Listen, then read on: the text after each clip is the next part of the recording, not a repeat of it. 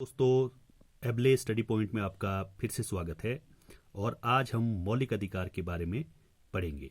ये जो चैप्टर है बहुत ज़्यादा इम्पोर्टेंट है और हर कम्पिटिटिव एग्ज़ाम में यहाँ से ज़रूर क्वेश्चन आते हैं। तो आपको पता होगा जो मौलिक अधिकार है मतलब फंडामेंटल राइट जिसको हम कहते हैं, इसका जो जिक्र है हमारे संविधान के भाग 3 में किया गया है। और ये जो है अनुच्छेद 12 से 35 तक इसका जिक्र किया गया है और यूएसए से लिए गए हैं ये। ठीक है।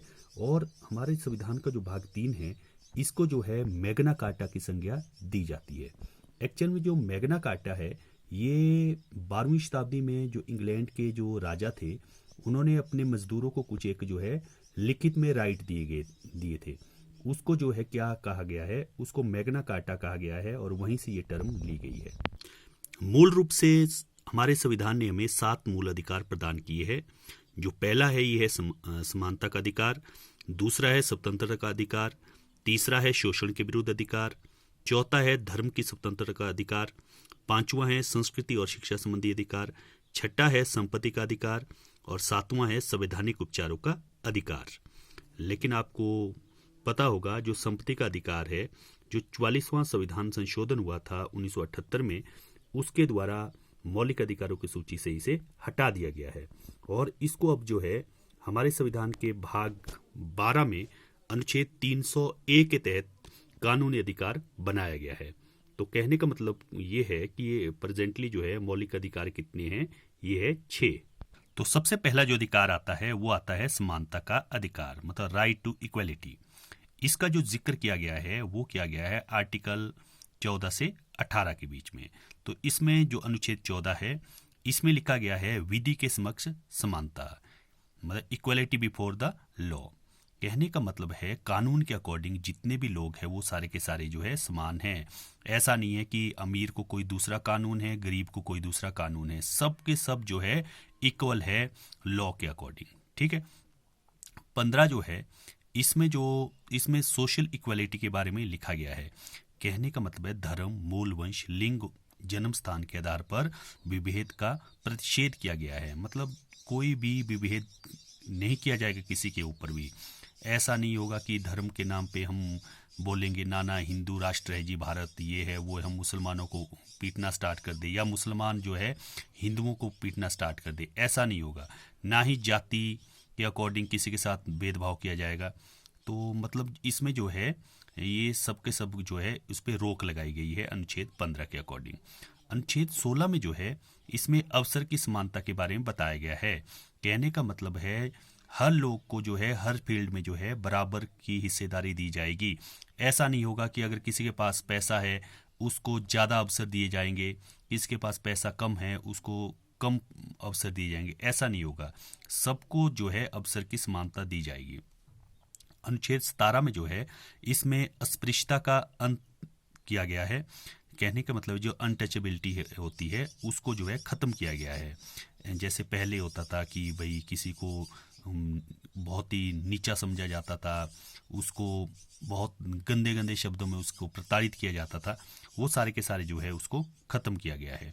और 18वां जो अनुच्छेद 18 है इसमें जो है जो टाइटल थे, कहने का मतलब उपाधियां थी, उसको ख़त्म किया गया है।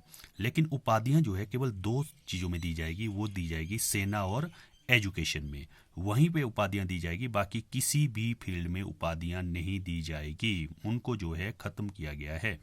तो ये था हमारे जो पहला अधिकार है जिसको हम बोलते हैं समानता का अधिकार।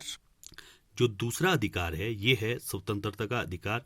इसका जिक्र किया गया है अनुच्छेद 19 से 22 के बीच में। इसमें जो सबसे पहला है अनुच्छेद 19, इसमें 6 अधिकारों की रक्षा की गई है। अब जो ये 6 अधिकार है ये है फ्रीडम ऑफ स्पीच पहला है, दूसरा जो है सम्मेलन की स्वतंत्रता है आपको, तीसरा जो है संघ आप बना सकते हैं मतलब एसोसिएशन बना सकते हो, चौथा जो है आप कहीं भी आवागमन कर सकते हो, कहने का मतलब है कि मूव फ्रीली, पांचवा जो है आप कहीं भी पूरे भारत में सेटल हो सकते हो, और छठा जो है आजीविका की स्वतंत्रता है। ये 6 अधिकारों की रक्षा की गई है अनुच्छेद 19 के अकॉर्डिंग। ठीक है। और आपने ध्यान रखना है जब देश में राष्ट्रीय आपातकाल की घोषणा की जाती है 352 के अकॉर्डिंग, जब मतलब भारत के ऊपर या कोई देश अटैक करे, बाहरी आक्रमण होता है, ठीक है, तो क्या होता है, राष्ट्रपति जो है राष्ट्रीय आपातकाल की घोषणा करता है। तो उस समय जो है ये 6 अधिकार जो है खत्म हो जाते हैं, ठीक है, ऑटोमेटिकली ये निलंबित हो जाते हैं, तब आपके ये राइट नहीं रहते हैं। अनुच्छेद 20 में जो है इसमें लिखा गया है अपराध के लिए दोष सिद्धि के संबंध में संरक्षण। कहने का मतलब है जो अपराध किया गया है उसके लिए जो दोष सिद्धि है उसमें संरक्षण किया गया है। जैसे मतलब कि अगर किसी ने अपराध किया है तो उसको जो है उसी कानून के अंतर्गत जो है सजा दी जाएगी। उसको जो है गवाही देने के लिए बाध्य नहीं किया जा सकता है, और एक अपराध के लिए केवल एक बार ही सजा का प्रावधान है, ऐसा नहीं कि उसको बार बार सजा दी जाएगी। ये जो है अनुच्छेद 20 में इसका जिक्र किया गया है। अनुच्छेद 21 में जो है ये बहुत ज़्यादा इंपॉर्टेंट है, ये है प्राण एवं दैहिक स्वतंत्रता का संरक्षण और जीवन का अधिकार। अब आपको पता है जीवन के अधिकार में क्या क्या आता है। इसमें आपको आपके जीवन के लिए जो भी चीज़ें आवश्यक है वो सारी की सारी इसमें आ जाती है। जैसे मैं बोलूँगा आपको खाना खाने का अधिकार, पानी पीने का अधिकार, ठीक है, कपड़े पहनने का अधिकार, वेशभूषा जैसे आप फैशन करने का अधिकार, ठीक है, वो सारे के सारे जो है इसमें आ जाता है। मतलब इसको जीवन का अधिकार कहते हैं। अभी आपको पता होगा जो निजता का अधिकार है वो भी इसमें जोड़ा गया है कि आप अपना पर्सनल मैटर होगा, आप अगर उसका आंसर नहीं देना चाहते, कोई आपसे क्वेश्चन पूछे तो आपका वो निजता का अधिकार आ जाता है, ठीक है। ये जो है 21 में इसका जिक्र किया गया है। और आपको पता होगा 21A में जोड़ा गया है प्रारंभिक शिक्षा का अधिकार। ये जोड़ा गया है जब 86वां संविधान संशोधन हुआ है 2002 में, उसके अकॉर्डिंग। इसके अकॉर्डिंग क्या है, 6 से 14 साल तक के जितने बच्चे हैं उनको जो है अनिवार्य और निःशुल्क शिक्षा का अधिकार है। उनको वो पढ़ सकते हैं, उनको कोई रोक नहीं सकता है। ये जो है 21A में इसका जिक्र किया गया है। और अनुच्छेद 22 में जो है इसमें लिखा गया है कुछ दशाओं में गिरफ्तारी और निरोध से संरक्षण। कहने का मतलब है अगर आपको कोई गिरफ्तार करता है तो आपके पास प्रावधान है, आप कारण पूछने का अधिकार है आपके पास, ठीक है। और उस व्यक्ति को 24 घंटे के अंदर जो है न्यायालय के सामने उपस्थित करना होगा, और उसके अलावा वो मनपसंद कानूनी सलाह लेने की ले सकता है। कहने का मतलब है वो वकील लेने की उसके पास स्वतंत्रता है। तीसरा जो अधिकार है ये है शोषण के विरुद्ध अधिकार। इसका जो जिक्र किया गया है अनुच्छेद 23 और 24 में किया गया है। अनुच्छेद 23 में जो है इसमें बलात्श्रम का प्रतिषेध है। मतलब कहने का मतलब है जैसे मानव व्यापार होता है, तस्करी होती है, या हम जबरदस्ती किसी काम कराते हैं, उसको खत्म किया गया है।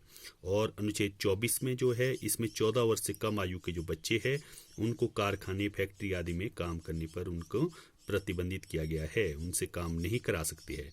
ये दो ही है इसमें, एक बलात्श्रम का प्रतिषेध है और दूसरा जो है 14 वर्ष से कम आयु के बच्चों को जो है काम करने पे उनके जो है रोक लगाई गई है। ये शोषण के विरुद्ध अधिकार में है। ये चौथा जो अधिकार है ये है धर्म की स्वतंत्रता का अधिकार।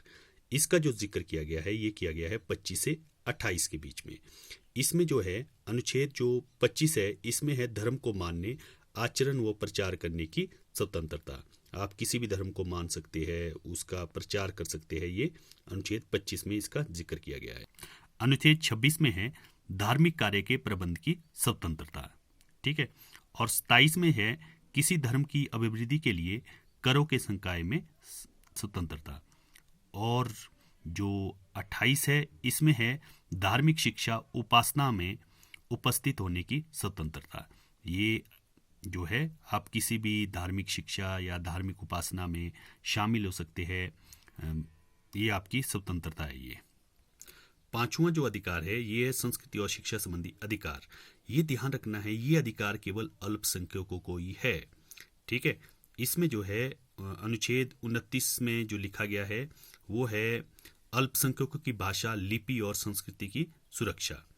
और 30 में है शिक्षा संस्थाओं की स्थापना और प्रशासन करने का अल्पसंख्यक वर्गों का अधिकार, ठीक है। आपको कई बार यहाँ से क्वेश्चन आता है कि भारतीय संविधान का जो मौलिक अधिकार है उसमें कौन से अधिकार है जो केवल अल्पसंख्यकों के लिए ही है। तो जो ये पांचवा है संस्कृति और शिक्षा संबंधी अधिकार, ये केवल जो अल्पसंख्यक वर्ग है उनके लिए ही है ये। और जो बीच में था वो था जिसको हम बोलते हैं संपत्ति का अधिकार, उसको हटाया गया है। और नेक्स्ट जो है वो है संवैधानिक उपचारों का अधिकार, जिसका जिक्र जो है अनुच्छेद 32 से 35 के बीच किया गया है। हाँ, जो ये लास्ट वाला है, कहने के बाद संवैधानिक उपचारों का जो अधिकार है, इसको जो है डॉक्टर भीमराव अंबेडकर ने संविधान के हृदय और आत्मा की संज्ञा दी गई है, क्योंकि जो ये अधिकार है ये सभी नागरिकों को छूट देता है कि वे अपने अधिकारों के संरक्षण के लिए सर्वोच्च न्यायालय के पास जा सकते हैं और अपने अधिकारों को लागू करने की मांग कर सकते हैं। ठीक है, तो आपको यहाँ से आ सकता है डॉक्टर भीमराव अंबेडकर ने संविधान की हृदय और आत्मा इनमें से कौन से अधिकारों को कहा है, तो संवैधानिक उपचारों का जो अधिकार है उसको कहा है ये।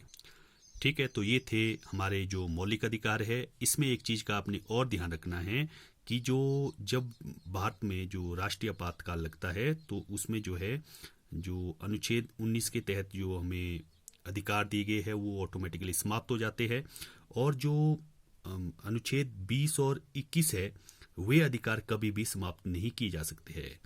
ठीक है, आपको ये आ सकता है कि जब भारत में आपातकाल लगता है तो इनमें से कौन से अधिकार है जो समाप्त नहीं किए जा सकते हैं, तो वो है 20 और 21।